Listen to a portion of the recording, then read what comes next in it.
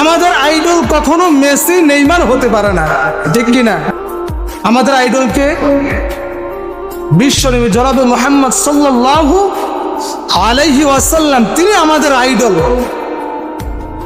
গত বিশ্বকাপে আমরা দেখছি অনেক মুসলমানের বাচ্চা আর্জেন্টিনা ব্রাজিল হারার কারণে আত্মহত্যা করছে।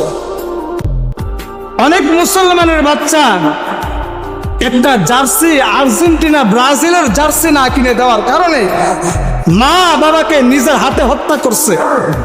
আমরা এরকম দৃশ্য দেখছি, ঠিক কিনা?